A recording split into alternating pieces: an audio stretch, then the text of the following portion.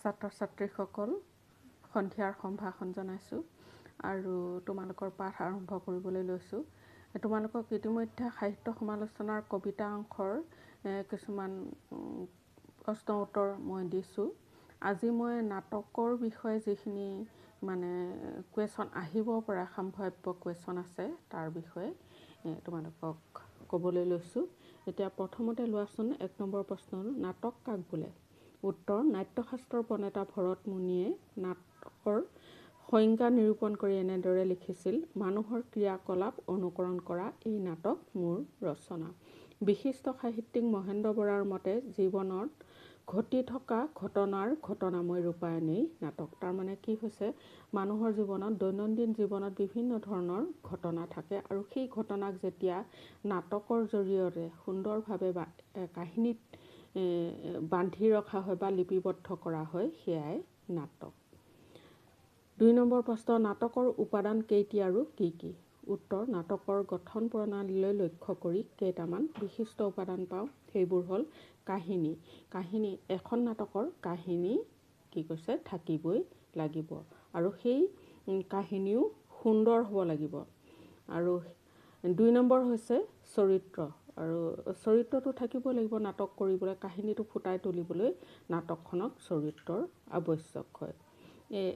মানে কাহিনী, নাটক, চৰিত্ৰ এইকেইটাৰ অবিহনে এখন নাটক কল্পনা কৰিব নোৱাৰি। 3 নম্বৰ হৈছে সংলাপ। নাটকৰ মূল বস্তুটোৱেই হৈছে সংলাপ। সংলাপৰ জৰিয়তে কি হয়, নাটকীয় কাহিনীভাগ ফুটাই তোলা হয়। গতিকে সংলাপো কি কৈছে নাটকৰ এৰাব নোৱাৰা উপাদান। পৰিৱেশ সৃষ্টি। পৰিৱেশ সৃষ্টি বুলি ক'লে কি বুজায়, নাটক এখন ফুটাই তুলিবলৈ পৰিৱেশটো মূল কি কৈছে বিষয়বস্তু। কিয়নো মই এটা উদাহৰণ দিওঁ তোমালোকক, এখন বুৰঞ্জীমূলক নাটক, সেই বুৰঞ্জীমূলক নাটকখন ফুটাই তুলিবলৈ তাত ৰজা মহাৰজা বা যি যুগৰ নাটকখন ৰচিত হৈছে সেই যুগৰ কি কৈছে সাজ পোছাক হ'ব লাগিব আৰু যিসকল মানে চৰিত্ৰ থাকিব তেওঁলোকৰ আদব কাইদাও সেই যুগৰ হ'ব লাগিব। ধৰি লোৱা বুৰঞ্জীমূলক এখন নাটকৰ কাহিনীত ৰজাই কেতিয়াও কি পিন্ধিব নোৱাৰে, লং পেণ্ট চাৰ্ট পিন্ধিব নোৱাৰে। সেইটো পৰিৱেশ সৃষ্টিৰ ভিতৰতে পৰে। আৰু কি হৈছে, পৰিৱেশটো বুজাবলৈ কেতিয়াবা যন্ত্ৰ সংগীত ব্যৱহাৰ কৰা হয়। ধৰি লোৱা এটা কৰুণ পৰিৱেশ বুজাবলৈ কি কৰা হয়, বাঁহীৰ ব্যৱহাৰ কৰা হয়। সেইবিলাক সকলোবিলাক পৰিৱেশ সৃষ্টিৰ ভিতৰতে পৰে। তোমালোকে বহলাই লিখিব লাগিব। এইটো 6 নম্বৰ আহিব। তাৰপিছত 4 নম্বৰ হ'ল কাৰ্যক্ৰম। আৰু এখন নাটক আৰম্ভণিৰ পৰা শেষলৈকে কি কৈছে কেইটামান মানে ক্ৰমত আগবাঢ়ে। যেনে আৰম্ভ, নাটকখন আৰম্ভ হয়, প্ৰবাহ হয়, মানে লাহে লাহে কাহিনীভাগ আগবাঢ়ি যায়। শীৰ্ষদণ্ডত তাত কি ঘটনা, মানে ট্ৰেজিক ঘটনাই নে বা কমেডিয়ে নে, সেইটো হৈছে শীৰ্ষদণ্ড। মানুহে বুজি পায়, শীৰ্ষদণ্ড পোৱাৰ লগে লগে নাটকখন কেনেধৰণৰ নাটক দৰ্শকে বুজি পায়।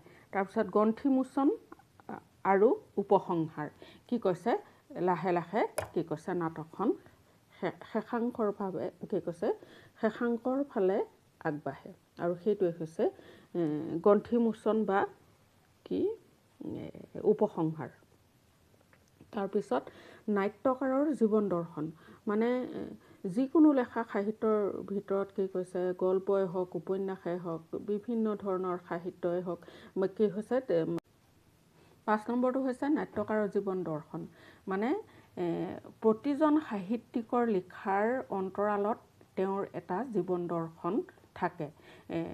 সেই জীৱন দৰ্শনটো যিকোনো লিখাৰ মাজতে প্ৰকাশ পায়। তেনেকৈ নাট্যকাৰৰো এটা জীৱন দৰ্শন থাকে আৰু তেওঁ লিখাৰো উদ্দেশ্য থাকে। আৰু যেতিয়া দৰ্শকে নাটকখন চাব, তেওঁলোকে এটা কি পাব লাগিব, তোমালোকে কোৱাৰ নিচিনা মেছেজ বা বাতৰি পাব লাগিব। তেওঁলোকে সংবাদ পাব লাগিব যে কি কাৰণে নাট্যকাৰে কি কৰিছে, সেই নাটকখন লিখিছে। আৰু সেইটোৱে হৈছে নাট্যকাৰৰ জীৱন দৰ্শন। 3 নম্বৰ প্ৰশ্ন, অসমত নাট্য সাহিত্যৰ সূত্ৰপাত কেতিয়া হয়? উত্তৰ, ব্ৰিটিছে অসম অধিকাৰ কৰাৰ প্ৰায় 30 বছৰৰ পিছত আধুনিক নাট্য সাহিত্যৰ সূত্ৰপাত হয়। 4 নম্বৰ প্ৰশ্ন কোনখন অসমীয়া নাটকে আধুনিক নাট্য সাহিত্যৰ শুভাৰম্ভ কৰে আৰু নাটখনৰ নাট্যকাৰ কোন? উত্তৰ হৈছে ৰামনৱমী, নাট্যকাৰ হৈছে গুণাভিৰাম বৰুৱা। খুব ইম্পৰ্টেণ্ট কুৱেশ্যন, তোমালোকে ভালকৈ চাবা এইটো। 5 নম্বৰ প্ৰশ্ন গুণাভিৰাম বৰুৱাৰ এখন নাটকৰ নাম লিখা। উত্তৰ ৰামনৱমী। 6 নম্বৰ প্ৰশ্ন ৰমাকান্ত চৌধুৰীৰ দুখন পৌৰাণিক নাটকৰ নাম লিখা। উত্তৰ সীতাহৰণ আৰু ৰাৱণবধ। 7 নম্বৰ প্ৰশ্ন লক্ষীধৰ শৰ্মা ৰচিত এখন নাটকৰ নাম লিখা। উত্তৰ নিৰ্মলা। প্ৰায় আহি থাকে তোমালোকৰ। 8 নম্বৰ প্ৰশ্ন হেমচন্দ্ৰ বৰুৱাৰ এখন নাটকৰ নাম লিখা। উত্তৰ কানিয়াৰ কীৰ্তন আহিব পাৰে। 9 নম্বৰ প্ৰশ্ন ৰুদ্ৰৰাম বৰদলৈৰ এখন নাটকৰ নাম লিখা। উত্তৰ বঙাল বঙালনী। 10 নম্বৰ প্ৰশ্ন 1888 চনত কলিকতা প্ৰৱেশ হোৱা শিক্ষিত ডেকা চাৰিজনে মহাকবি শ্বেক্সপিয়েৰৰ কোনখন নাটক ভাঙনি কৰি অসমীয়া কোনখন নাটক লিখায়? এইটো মষ্ট ইম্পৰ্টেণ্ট কুৱেশ্যন, প্ৰায় কাটে তোমালোকৰ। উত্তৰ শ্বেক্সপিয়েৰৰ কমেডি অফ ইৰৰ নাটকৰ ভাঙনি কৰি ভ্ৰমৰংগ নাটখন ৰচনা কৰে।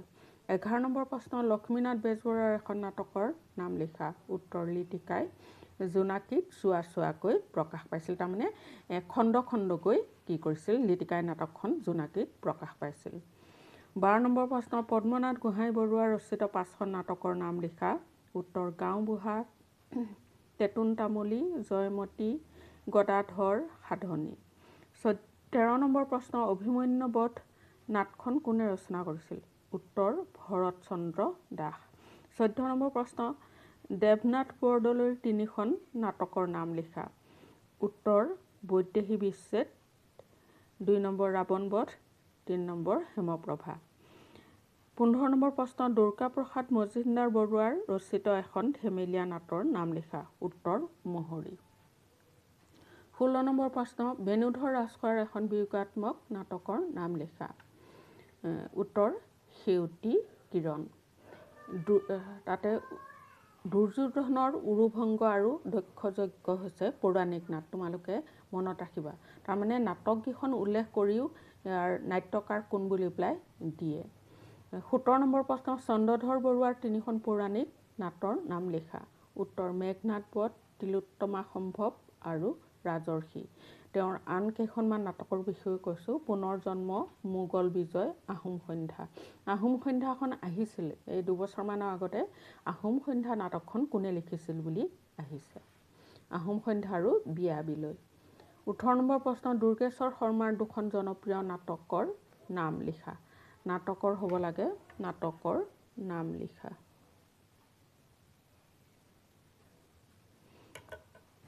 উত্তৰ পাৰ্থপৰাজয় আৰু বালিবধ।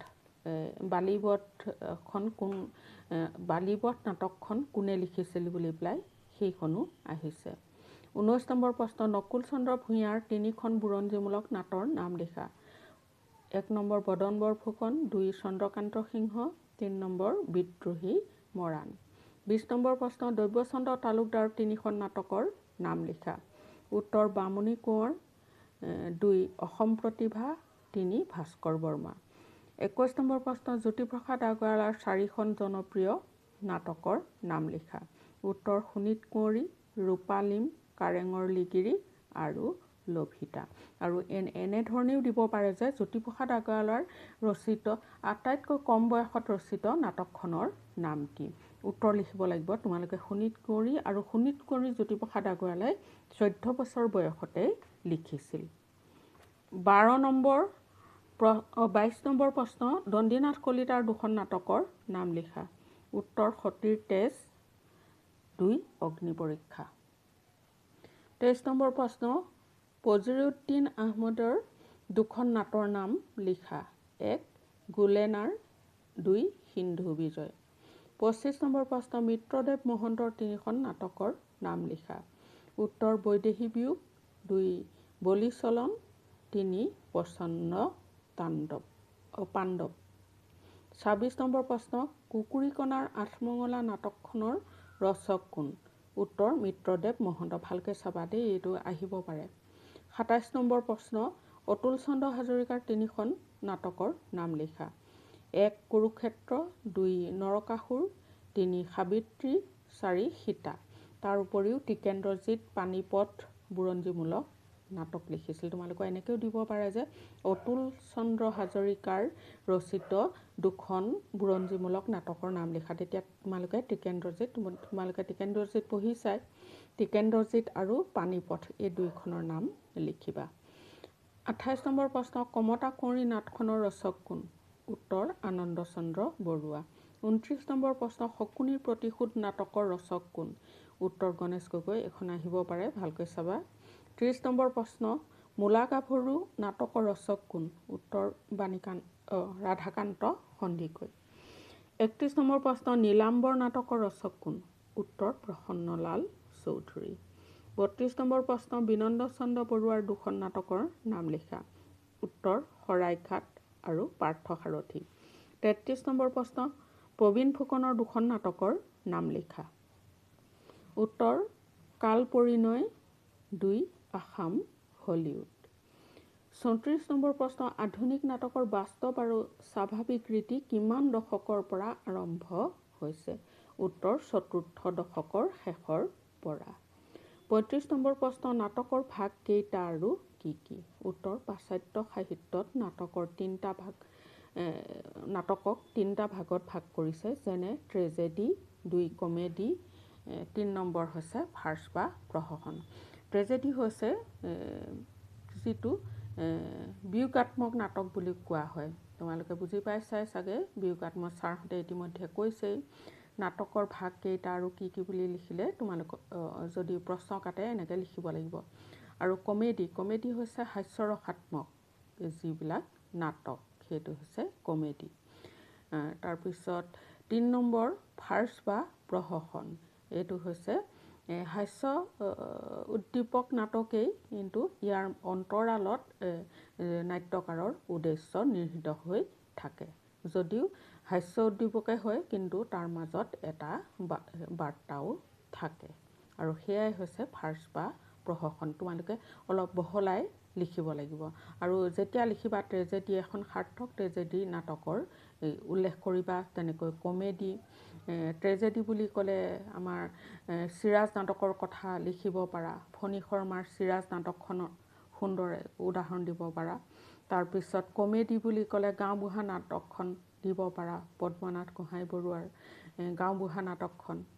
তেনেকৈ উদাহৰণ উল্লেখ কৰিবা।